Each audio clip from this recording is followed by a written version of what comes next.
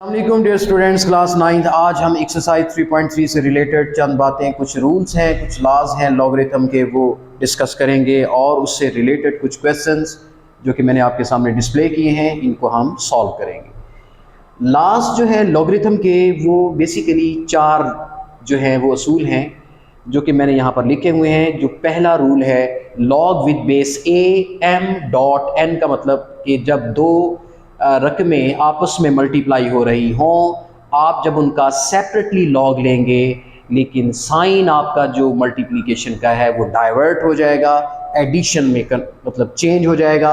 इसी तरह अगर डॉट की बजाय डिवीजन आ जाए, मतलब कोशेंट आ जाए, तो फिर प्लस की बजाय माइनस आएगा।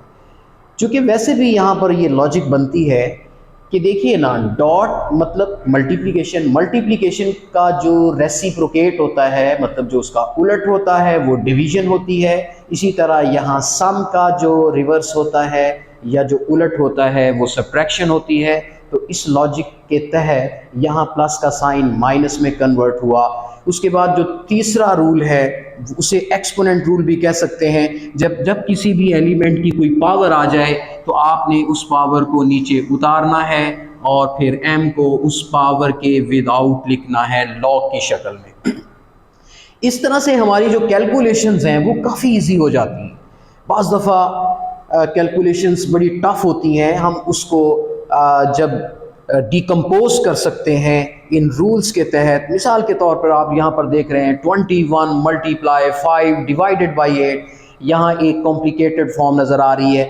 आप इसको तोड़ सकते हैं, डिकम्पोज कर सकते हैं, लेकिन आपने इनको फॉलो करते हुए डीकम्पोजिशन करनी है किसी भी कॉम्प्लिकेटेड अमाउंट की। जैसा कि आप यहाँ पर देखते हैं, कुछ मल्टीप्लिकेशन है, कुछ कोशेंट रूल है, कुछ मल्टीप्लिकेशन भी है और डिवीजन भी है, और कुछ क्यूब रूट्स में आ रहे हैं। तो इन तमाम को हम इजी वे में लिख सकते हैं, बट इन लॉस को फॉलो करते हुए।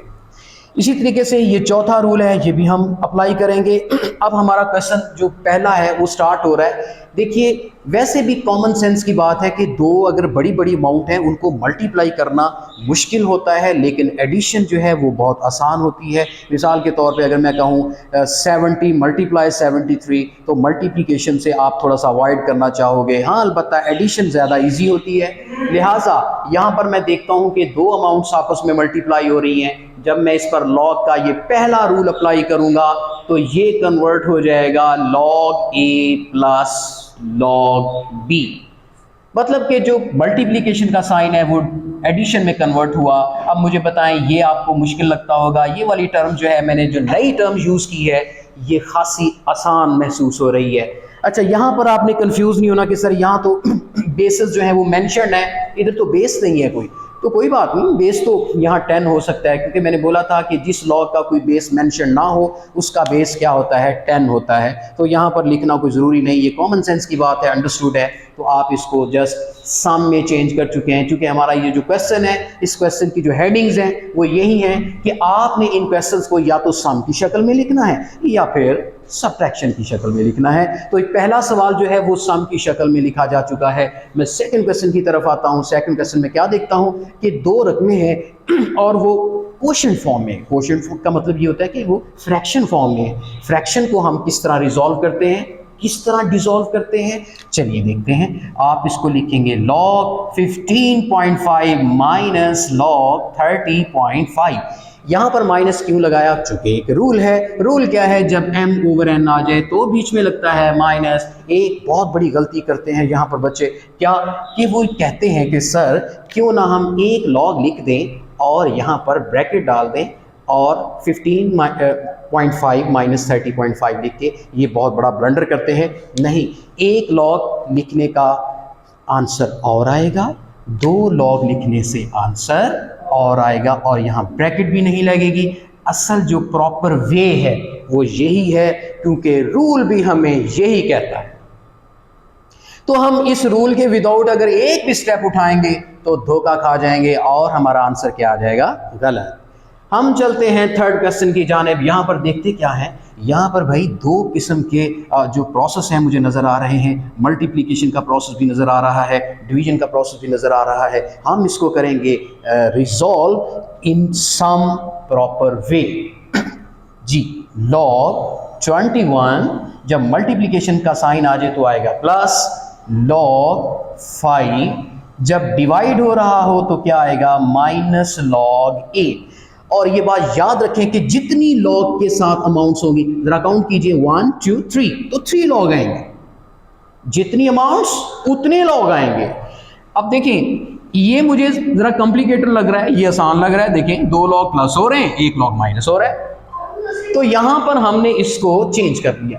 अब जो फोर्थ पार्ट है उसकी तरफ आते हैं। यहां पर हम क्या देखते हैं, यहां पर क्यूब रूट आ रहा है, अंडर रूट आ रहा है और बीच में आ रहा है फ्रैक्शन। तो क्या हुआ, हमारे पास हैं रूल्स जिनको करना है हमने फॉलो, और इसको करना है आसान। तो क्या करते हैं मेरे भाई, log 7/15 आप इसका एक्सपोनेंट लिखें 1/3। क्योंकि पहले जो फॉर्म थी वो रेडिकल फॉर्म थी, हमने उसको एक्सपोनेंशियल फॉर्म में चेंज किया है। और एक्सपोनेंट के बारे में ये रूल कहता है कि अगर n पावर आ जाए तो भाई n को पावर पहले लिखेंगे और फिर बाद में क्या लिखने वाले हैं, log m। यहाँ पर इसी तरीके से मैं देखता क्या हूँ कि पावर 1/3 आती है, मैं उसको वेरी फर्स्ट लिखूंगा और फिर log 7 लिखूंगा। अरे मैं माइनस लिख रहा हूं, क्या वजह, क्योंकि माइनस डिवीजन का रूल भी मुझे नजर आ रहा है, तो मैंने माइनस किया और फिर log 15 लिख के ब्रैकेट को क्लोज किया। ये जो 1/3 है ये ब्रैकेट से पहले क्यों लगा, ब्रैकेट लाजमी क्यों है, क्योंकि यहां पर भी ब्रैकेट है और ये 1/3 पावर 7 की सिर्फ नहीं है, 1/3 पावर 15 की सिर्फ नहीं है, क्योंकि 1/3 पावर इन दोनों की मुश्तरका है, इसलिए पावर हमने पहले लगा के ब्रैकेट जरूर लगा ली, क्योंकि वो सबकी पावर है। ठीक है, अगर ये क्वेश्चन यूं होता 7 की पावर 1/3 होता, नीचे 15 इस पावर से मुबर्रा होता, तो फिर हम इसका लॉग कैसे खोलते, फिर भाई 1/3 log 7 माइनस log 15 लिखते। अब यहां पर ब्रैकेट लगाने की जरूरत नहीं, क्योंकि 1/3 पावर तो भाई सिर्फ 7 का है, इसलिए 7 से पहले 1/3 आएगा, मगर 15 से पहले 1/3 नहीं आएगा। इसका 1/3 का 15 से कोई ताल्लुक नहीं, इसलिए log 15 जो है वो उससे सेपरेट आएगा और ब्रैकेट भी नहीं आएगी। इसी तरह फिफ्थ पार्ट की तरफ हम चलते हैं। यहां पर हम क्या देखते हैं कि डिवीजन भी आ रही है और एक्सपोनेंट्स भी आ रहे हैं, तो क्या करेंगे, अरे 1/3 पावर को पहले लिखेंगे। अरे इसमें मुश्किल क्या है, हम यहां असूल के पास आते हैं, रूल को दस्तक देते हैं। रूल बताता है कि पावर n आ जाए तो n पहले आ जाएगी, m बाद में लिखा जाएगा। तो इसको फॉलो करते हुए हम लिखेंगे 1/3 log 22, उसके बाद लिखेंगे माइनस। माइनस क्यों लिखा, चूंकि डिवीजन मेथड आ गया, ये क्वोशंट रूल है। क्वोशंट रूल क्या कहता है, अरे क्वोशंट रूल से पूछते हैं, कहता है माइनस लगाओ। अरे भाई मैंने माइनस लगा दिया, लेकिन फिर एक पावर का सामना है और पावर कहती है भाई पहले लगाओ। भाई रूल को कहा ओके भाई हम पहले लगाए देते हैं। उसके बाद क्या आता है लॉग, और फिर क्या लिखने जा रहे हैं 5। अरे यहाँ गलती ये मत कीजिएगा कि 3 यहाँ लिख दें और 5 यहाँ लिख दें। अरे ये नहीं हो सकता, जो पावर है वो पहले लिखी जाएगी और जिसकी वो पावर है उसको बाद में लिखा जाएगा। इस तरीके से हमने देखा कि हमने इस लॉग की फॉर्म को, जो कि एक कंपाउंड फॉर्म में थी, हमने उसको क्या किया, रिजॉल्व किया है in some proper way under these rules. तो इस तरह से हमारे ये जितने भी क्वेश्चंस हैं, सॉरी एक क्वेश्चन रह चुका है वो भी मैं सॉल्व किए देता हूं, मुझे डस्टर की जरूरत है। यहाँ पर देखिए, यहाँ पर मैं देखता हूं कि 2 रकमें मल्टीप्लाई हो रही हैं, एक डिवाइड हो रही है। मतलब कि एक ही क्वेश्चन के अंदर 2 रूल भी लग सकते हैं एट ए टाइम, 3 रूल भी लग सकते हैं। तो यहाँ पर देखिए कितने रूल लगे थे एक ही वक्त में, डिवीजन का रूल लगा, एक्सपोनेंट का रूल लगा, 2 रूल लगे। यहाँ पर कितने रूल लगे, पहले मल्टीप्लिकेशन का रूल लगा, फिर क्वोशंट का रूल लगा, 2 रूल लगे। अब की बार भी कुछ यूं ही है, log 25 प्लस, जी बताइए मैंने ये 25 और 47 के लॉग के बीच में पॉजिटिव का साइन क्यों लगाया, क्योंकि मैंने किस रूल को फॉलो किया है, मैंने फर्स्ट रूल को फॉलो किया है। और फिर मैं माइनस लगाऊंगा, ये 29 चूंकि बटे के नीचे है, मैंने माइनस लगा के इसको सेपरेट किया है। तो इस तरीके से ये क्वेश्चन जो है वो कंप्लीट हुआ और मुझे उम्मीद है कि आप ये क्वेश्चन समझ चुके होंगे और मैं आपसे इजाज़त चाहता हूँ। ओके बच्चों, अल्लाह हाफिज़।